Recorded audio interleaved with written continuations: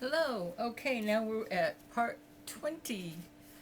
Um, that last part was just a 20-minute video, and got in most of the rest of the circumstances with my pregnancy that needed to be filled in. I was got cut off. I've switched to rechargeable batteries. They work just as well as the non-rechargeable, so I'm gonna just save my non-rechargeable for when am unable to recharge my batteries. Anyhow, um, I was saying how, like I had one friend that was very adamant that I had done the wrong thing to not take child support, especially when my baby's father had so much money, because she felt the baby deserved that. And I agreed the baby deserved that, but I also thought he much more did not deserve what could have happened at the hands of his own father if his father had had any custody of him at all. And so I had to disagree with her, and I just know how things are in the courts, especially from having been a legal secretary. I knew enough to know that, unfortunately, in many, many, many cases, it's the person who has the most money who's going to win the case. If there is somebody in a lawsuit against somebody without money, and then the other one has money, it's not good. And I wasn't going to risk that. I wasn't going to put my baby at risk. So I know I made the right decision, but it made life difficult. I didn't have a family. A lot of people have family that would have helped them, and I didn't have any family to help either. Um, so,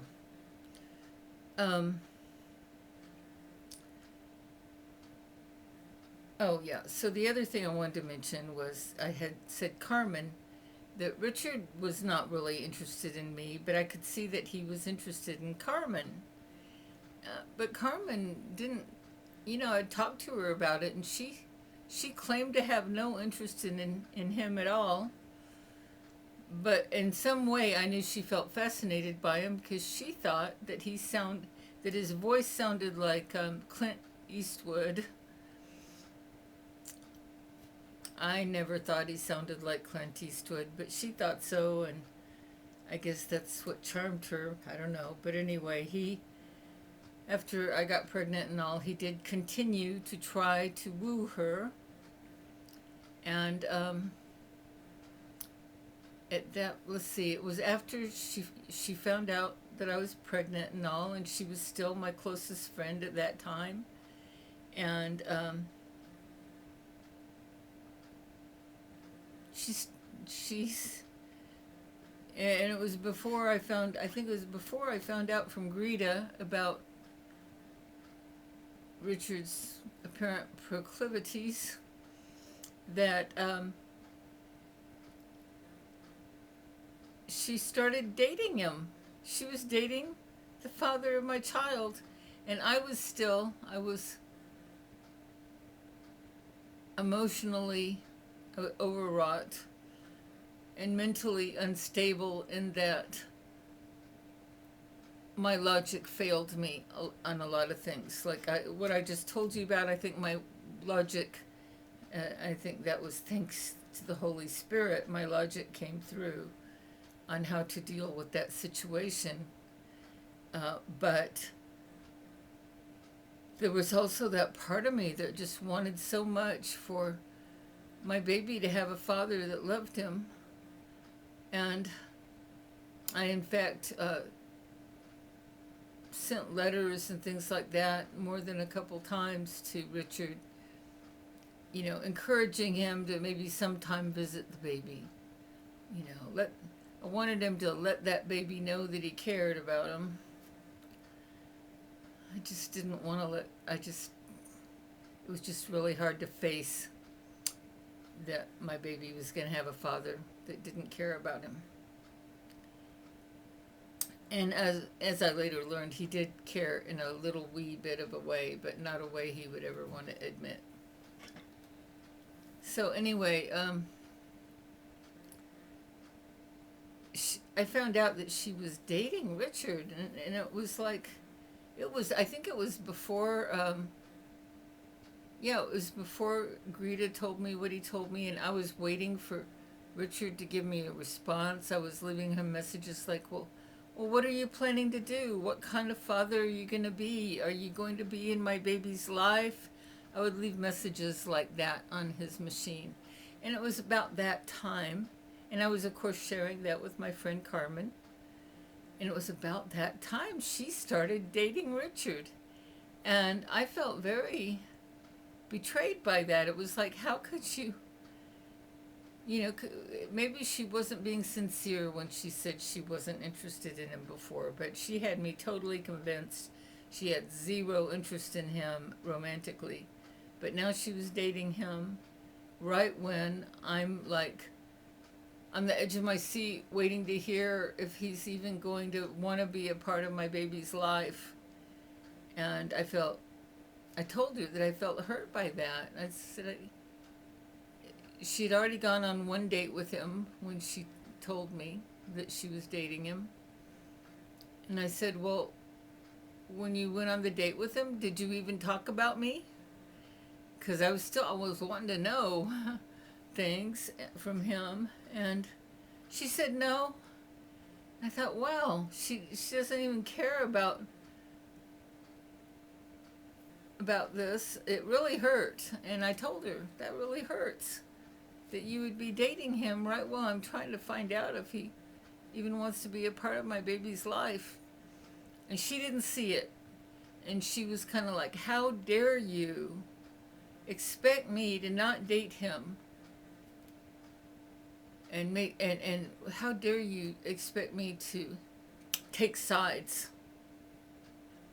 And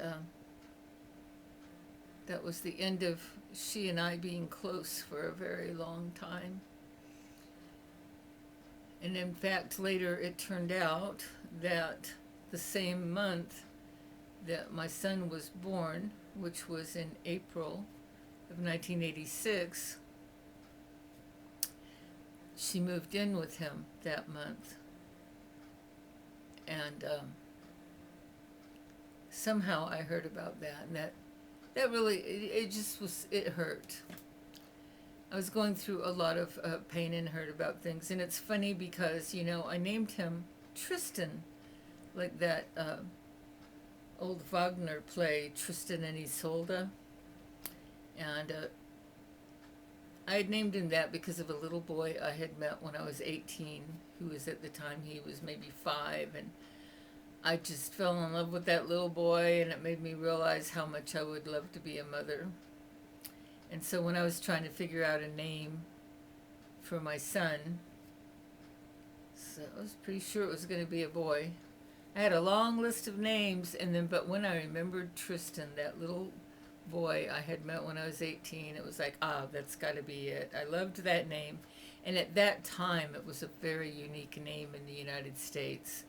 It was common in France, but in the United States, you just didn't ever hear the name Tristan back then. You do now. But anyhow, and it used to be only for boys, and now it's the girls and boys are named Tristan. Anyhow, so that's the name I had picked. And there's also a dream I had when I was pregnant that Richard was sitting on the couch, and I was in a chair near the couch, and his body was all twisted up, like his arms and his legs, like he was a pretzel. And I was saying to him in the dream, I can't understand you. And he said, I'm not going to talk to you again until after David is born. Well, I knew that Richard's middle name was David. And So when I named my son, I gave him David as his middle name because of that dream. And it is true, we did not speak again until after Tristan was born. We didn't speak much, but that's in the future part of the story if I even include it. But it was just a quick phone call, really, that I think I think I might have only had one phone call with him ever in my whole life since all then. But anyway, I'm not sure. So anyway, back to, okay, so, what I wanted to say about the name Tristan, what's really interesting is that when he was born, I was always really into the etymology of words, like meaning where did that word come from? And a lot of times, or name. And a lot of times it'll come from another country or another language. And then when you look up the etymology, you find out what language it came from and what it meant. And I found out that, I found this really thick, big etymology dictionary. Again, this is before the internet, at least for regular people. I'm sure they had it in the military. And I found Tristan in this dictionary because it included names. And in the definition, it actually had a quote from Wagner's play Tristan and Isolde. And the quote was from the mother of Tristan. And in it, she said, "I name him Tristan because he was born out of my sorrow." And boy, when I read that, my son was maybe a month old when I read that. And I was like, whoa, that was so true, because the whole year, 9 months that I was pregnant with my son was very sorrowful for me. So many disappointments and heartaches, and it was just a very, very sad time. And yet, at the same time, I was very joyful that I was going to be a mother. I wanted to be a mother. I wanted him. And that's all that really mattered. I was just going to do whatever I had to do. And I was just amazed that I gave him a name and would look up and find that quote. It was like, wow. It was kind of and it turned out when the actual etymology of the name Tristan, it was actually a name that Wagner made up for his play. It wasn't a real name at that point. He's the one who made it into a name. But apparently people think, whoever does etymologies, they think that it's that he got it from a Pictish name. Pictish means Scottish Aborigines. That Scottish Aborigines had a name Drostan, Drostan, whereas my son was Tris, and that meant bold. And anyhow, those are what I learned about his name. I thought that was all pretty interesting, and without any input on a material level from Richard, because of that dream, I gave him that middle name, because I gave him my last name so that he became Tristan David Michael. And anyway,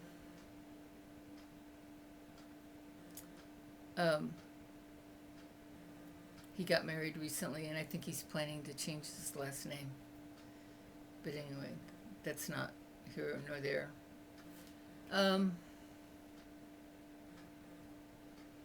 So, is there anything else I needed to tell you about the circumstance of my pregnancy?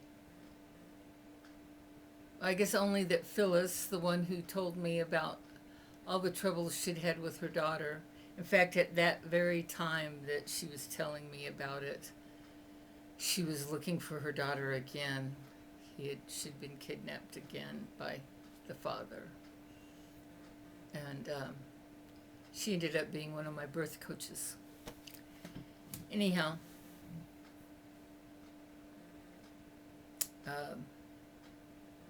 yeah, there'll be more about Greta and Lauren, but that'll be in the future. So, as I left off after I think it was at the end of part 18, I was talking about how I found a place in far northwest Austin where I could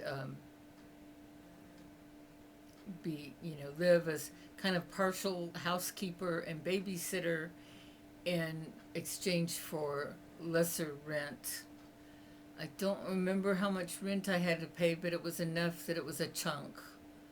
It was probably $200 or $300 a month that I still had to pay to live there, in addition to whatever I did for my babysitting and household chores.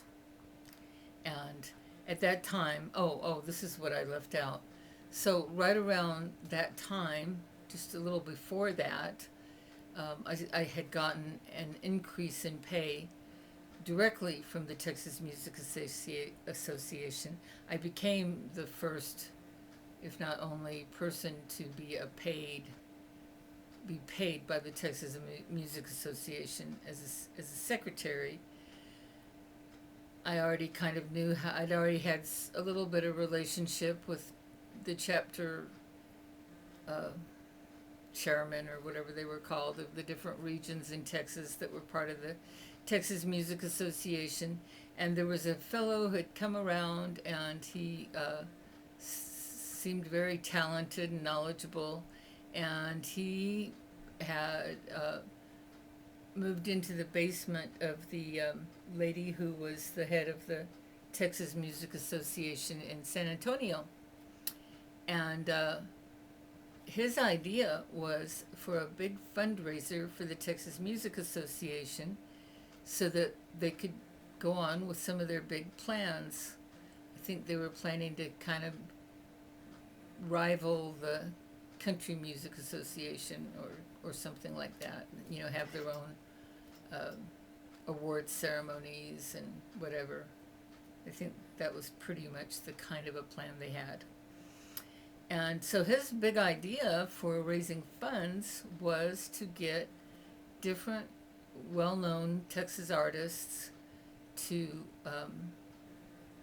contribute paintings, original paintings, for people to, was it going to work sort of like a lottery? I can't remember exactly how it worked, but people would pay a certain amount of money. I remember what it is now. They gave the original paintings, but they didn't give it to them. It was sort of like they loaned it to them long enough so that they could get really high quality reprints made. That's what it was. And then when the reprints were made, then the Texas Music Association would give the artwork back to the artist. That's how it worked. And that way, people that wanted either to support the Texas Music Association, or members that wanted particular, what's that word I just said?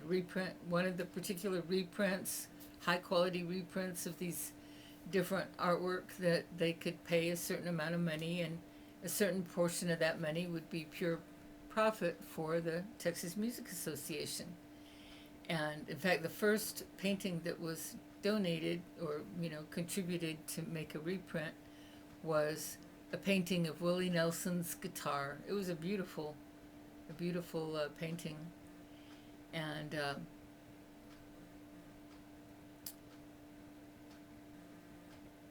this guy, I don't remember what his name was, that it was his idea to do this.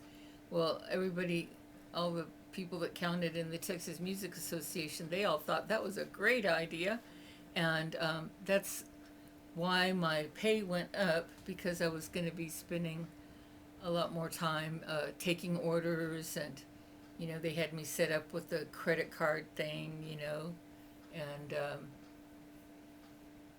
whatever. Anyway, and by this time, it was no longer the attorney that I had worked for before who was president. it was now the president of the Texas Music Association was Ernie Gamage, and he is the father of my son's lifelong best friend. But Ernie and I were not good. We weren't like real close friends. We just knew who each other were, and we treated each one another respectfully.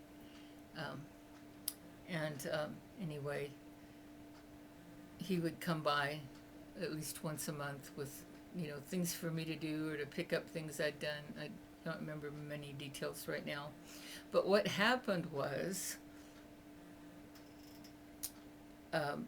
okay, so I took that job with me when I moved in with the two sisters that had the two, the 2-year-old toddler and the crawling baby.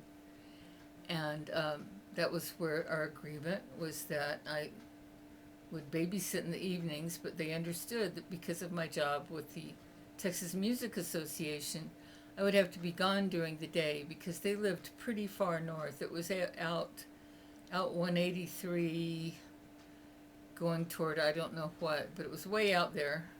It's a long drive, and I would have to drive all the weekdays. I'd have to drive to where the post office was for the Texas Music Association to pick up mail or send mail and whatever other errands I had to do. It was a long drive each way, and whatever other things I had to do in town. And so I had moved my whatever I needed for doing the work for the Texas Music Association. I ended up moving that into this new house I was going to live in. And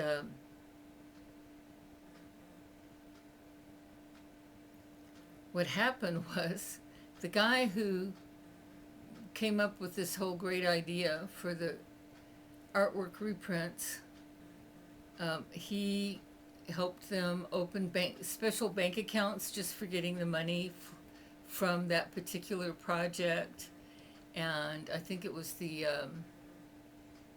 president of the San Antonio chapter, and he, and probably the president of the statewide Texas Music Association, they were the only ones who had access to that bank account, who could, take money out and things like that. And somehow that guy ended up being one of the people that, was listed in the bank account thing. And at the point where I was almost 8 months pregnant and had been living there for just a few months, I got the news, and it was right after I talked to him, because we were late getting paid, and I needed to get paid, and he was assuring me on the phone that it would be soon. And the next thing I know, I got a phone call, and it turned out that the president of the Texas San Antonio chapter came home one day, and he wasn't answering his phone calls, and she went down to the basement where he'd been living, and he had cleared out. He was gone. Nobody knew where he was. And then they found out that before he left, he cleaned out the bank account. There was a certain amount of money that had been donated and contributed or whatever, for dues that people paid that were part of that, the Texas Music Association, etc. So there was a certain amount of money in there, and it was thousands of dollars. I don't remember how much. I don't know if I ever knew exactly how much, but he had gone and taken all the money out of the bank account and disappeared. Later on, we found out that he was known by the FBI, and he would do things like that, and he'd, wherever the next place he went, he'd have a new name and a new identity. So anyway,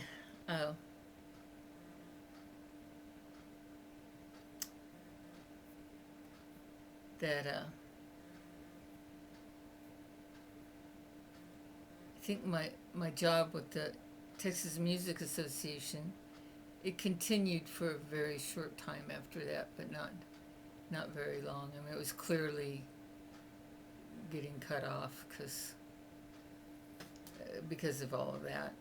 And so anyway, there I was. I had moved in with these two sisters, and Claudia, she had the two little girls, and she was convinced that her 2-year-old was the reincarnation of, I don't remember who, but I think it was a relative of hers who had died young, something like that. And she was absolutely convinced that her 2-year-old daughter was a reincarnation of that person. And she there was a lot of favoritism for that daughter, and then her little crawling baby was so adorable, but she didn't get the loving and nurturing that the 2-year-old did. That was very sad to see, but anyway, I shouldn't be talking about that. But anyway, Claudia, she was the one who was going out in the evenings and doing rehearsals and all of that, and she told me how she just loved helping unwed mothers, that she had been one herself, and she hoped to one day open something to let unwed mothers come live there until they have their babies and help them get on their feet. And it was all very nice, except for that a day came where, I don't know why, but she started wanting me to babysit during the day. And I said, well, I can't do that. I was still working for the Texas Music Association, and it took up many hours of my day, and I couldn't stay home to babysit. And I reminded her that was our agreement when I moved in. We understood that I would only be available for babysitting in the evenings or early mornings, but not really. That was never an issue. Everybody, except for Louise, the other sister, she was the high-powered one with the money, and she had a very professional job, which I do not remember what it was anymore. She was a professor or something. I don't remember. Anyway, it was her house, and she was very upset that I was not willing to watch the kids in the middle of the day. So she told her sister, the one that owned the house, the older professional one. And then when Claudia was not home, her sister talked to me, and she said, well, I hear from Claudia that you're not willing to watch the children when she needs you to. And I said, well, our agreement when I moved in was that I would only watch them in the evenings, because I have other work I do during the day, and I need that job, and I need to make that money, because as you know, I also pay to live here, as well as, babysit and do some of the other chores. And she didn't want to hear that. It was like, my sister needs you to watch the babies during the day. She didn't care what our agreement had been. And so I thought, well, it was like, well, what are we going to do about this? And I said, well, I knew I wasn't going to back down. And so I said, well, maybe you should find somebody besides me to help you, who can, maybe somebody who's older, who's on retirement and makes money without having to have a job. Maybe that would be a solution for you. And, and she was like, she was okay with the idea of me moving out and her getting somebody else. And then I said, well, just let me know whenever you're ready for me, when you want me to move out. And at this point, the baby was due in 1 month. It was getting to be the end of March 1986. And she shocked me by her answer being, "It'd be good if you were out by the first of the month." Well, that was like in a week. That was in 1 or 2 weeks. It was going to be the first of the month. And it was going to be before I had the baby. And I had not saved up enough money for a deposit for rent and things like that. I mean, I had some money, but I don't think I had that kind of money. And,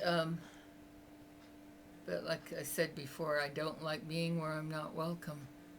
And I knew I was going to have to leave. I was very hurt, very shocked. Thought that's really weird. You had me come in here so that you could help me, and now you're kicking me out in the last month of my pregnancy. And the baby was due early May. And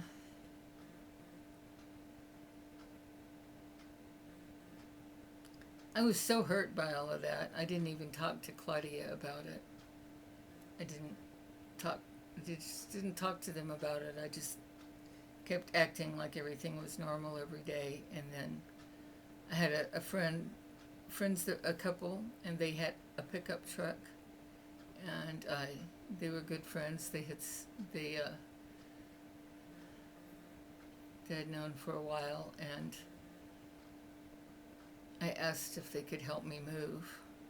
And I wanted to move when Claudia and Louise were not home.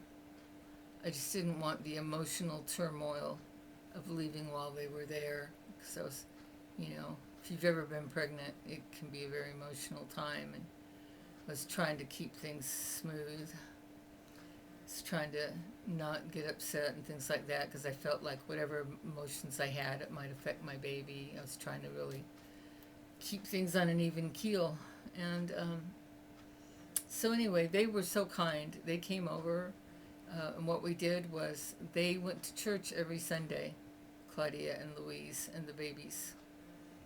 And so we had it set up so that right after they had left for church, my friends showed up with their pickup truck, and we got it all filled out, and I got, vacuumed my room and all that kind of stuff. And we left, and at that point I had already found an apartment, and I knew where I was going. Somebody, I think it was the same, I'm pretty sure, yeah, it was my same friend that insisted that I allow her to loan me money to buy a car. I'm pretty sure it was her. She gave me money so that I could be able to get an apartment. And, I couldn't have gotten by without a lot of help from my friends. They became like a family to me. And she didn't even live in Austin, this friend that was helping me with that. Anyhow, so I got moved out in one day, and I don't think I'm going to talk very much more about that particular section of my life, and except for that there was a semi-car accident that happened about a week or 10 days before my son was born. And I was driving down Lamar, and it was raining, and the streets were slippery, and there was a car in front of me that had somebody in the passenger seat as well as the driver's seat, and the car in front of me started spinning. And I was just trying to slow down, but you can't slow down too fast in the rain, so that'll make you skid and all of this. And I was trying to slow down as fast as I could without skidding, but the car stopped in the middle of the road in front of me, and my car was going directly toward the passenger door. And like I said, I could see that somebody was in there. And I didn't want to hurt anybody, so I just turned my wheels to the right and kind of crashed is not the right word, but stopped my car by running into the curb on the right. And the people in that car were all right, but it became clear immediately that they were foreigners and they did not have insurance. And I didn't want to deal with all that, and I just let them go. And but there was some impact when I hit the curb. It was, my belly was there, right, kind of behind the steering wheel, and all of that. And I didn't feel hurt necessarily, but I do believe that it was that little accident that caused my son to be born sooner. He was born about 2 weeks before my 9 months was complete. And I knew the exact conception date, so he was definitely 2 weeks short of 9 months. Anyhow, and I think that's what made my labor and delivery so difficult. I ended up having a home birth. I was going to get grandfathered into to the hospital system. They were about to end the program, but they had a program where they would let people of certain poverty level have their babies for free at a sort of general hospital that we had here in Austin called Breckenridge. And I had signed up with them. They had grandfathered me into the program. But I had been, before that, I was wishing I could have him at home and have a home birth with midwives, or with a midwife. And I don't remember even how I knew about all that, but I just knew that at the hospital, when you have a baby, they take the baby away from you, and all this stuff. I didn't want that. I wanted to be able to have the baby with me. I didn't want injections and all that stuff to be going on. And well, anyway, it turned out that the midwives, it was 2 midwives that worked together that I had started to sign up with, and then I called them. I said, look, they wanted a certain amount of money from me, and I realized I couldn't afford it. And so that was why I got grandfathered into that Breckenridge program. And then I called the midwives to let them know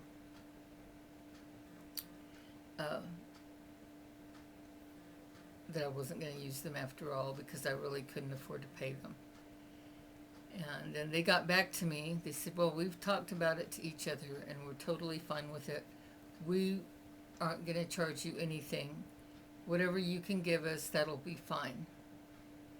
That was very generous, and I really liked the idea of a home birth, so I went with the midwives, and they would do checkups with me, I think about once a month, where they checked my blood, and I don't know, checked the heartbeat of the baby, whatever it is. I don't remember all those little details very well right now, but one of them was a registered nurse, and we had classes. They had classes to teach you how to do certain kind of breathing when you had the baby and all that sort of thing. And well, the baby came early, and it was a long and difficult delivery. I'll leave out some of the high. It's an interesting story, but not interesting enough to slow down my narrative here, except to say that it's 36 hours of labor before the baby was born, I'd already gone through a tank of oxygen.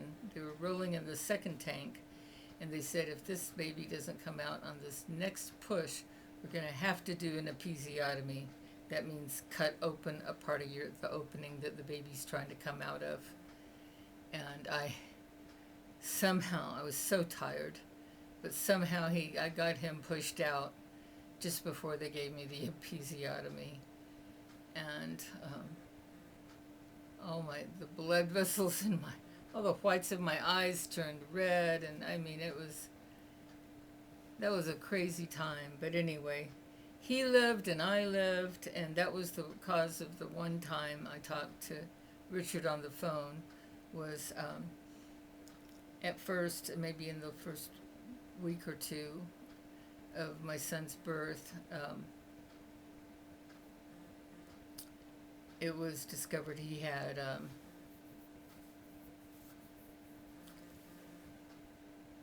what was it? They were worried that he had something. My mind's a blank right now because it turned out to not be the case. But whatever it was very concerning, and he would need to be hospitalized and maybe have surgery.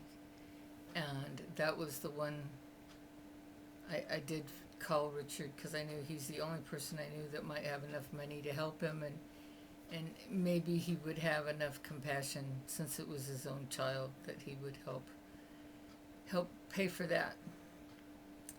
And so I called him about that, and it was obvious from what he said that he sounded like he was going to be willing to help if that was needed. And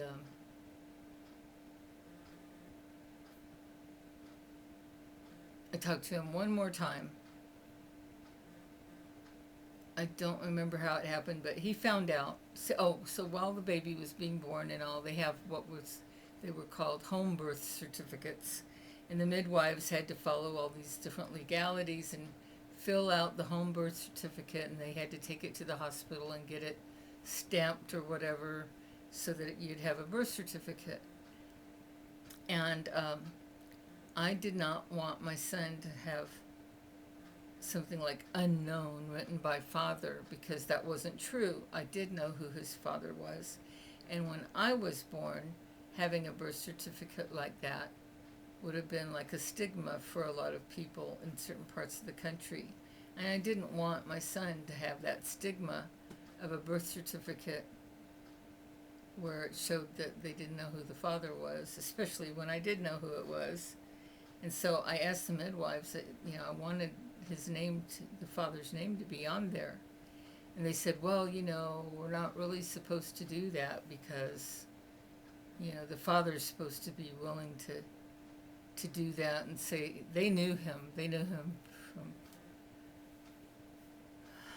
I don't remember how they knew him, but they knew Richard.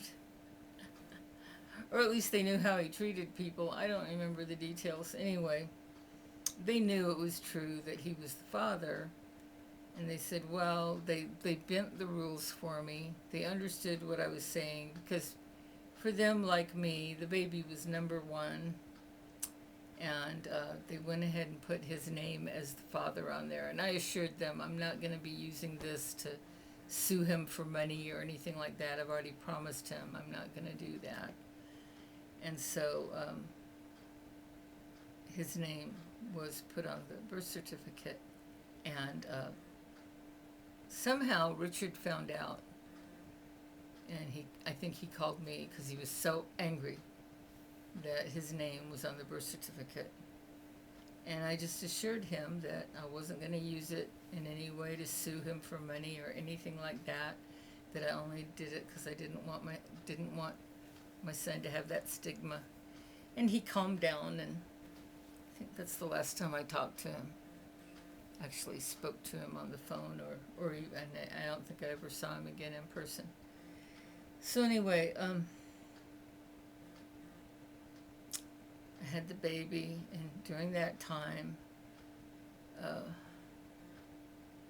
was still working for the Texas Music Association, but it was clear that, they had a different bank account in Austin, and so they still had money to pay me, and it wasn't that much, it was just a little part-time thing.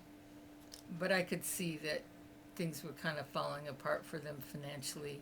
I didn't really see a future in that job, uh, because all their whole project had been blown by that scammer guy.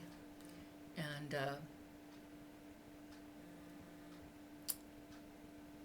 I found out around the time that my son was born that Carmen had moved in with Richard. And it just made the knife stick a little deeper in my heart, of feeling betrayed, of feeling like, well, they care about each other, but they sure don't care about my son or me. It just, I probably had a very selfish, what do you call it, self-pitying attitude about it, but it was hard. It was hard for me, and it was hurtful. And it was really hard for me to be living in the same town as Carmen and Richard, and they're both acting like I don't exist. And a friend of mine in Colorado that lived in Boulder, Colorado, I was talking to her on the phone. She actually came and visited when he was a newborn. And she said, Michelle, you ought to move up to Boulder. They have some things. There's lots of, they have a food bank here or whatever. She was trying to tell me it was a liberal place where I might be able to get some help, even though I couldn't get AFDC or child support. But the best part to me was I had known her. This is the same person that I'd known since high school in art class. I'd known her for a very long time, and I thought, maybe that's the answer, because it's 1,000 miles away from Austin. And being here in Austin and knowing that Carmen and Richard are here in Austin and acting like me and Tristan don't exist, I found that very hard to live with. And I thought, if I'm 1,000 miles away, it won't hurt my feelings so much, because it would be a lot more trouble for them to come see me or anything like that. And so, and plus my job, was dying it was dying. And, but before I left, I had found ways to make money, typing for college students. I'd bought a IBM Selectric typewriter and put up flyers up and down Guadalupe. I'd have my little baby in the stroller, and I'd walk up and down, because where we lived was near 31st in Guadalupe, not far from where there used to be a Texas French bread, and that's where he was born also. So anyway, I kind of got my typing business started. It wasn't very profitable. My first typewriter was the kind of a ribbon that I only made pennies per page.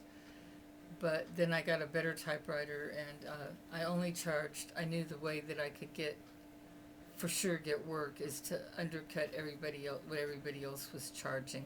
This was just before students started doing their own typing and doing typing for each other.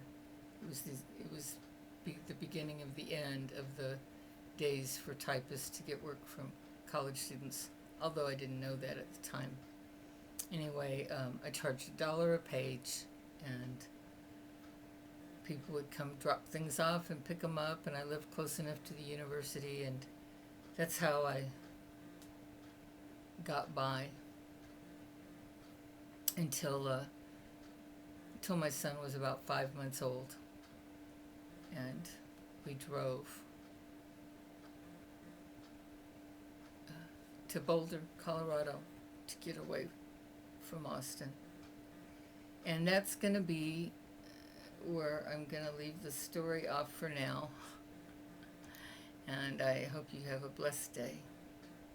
Thanks for listening. Bye.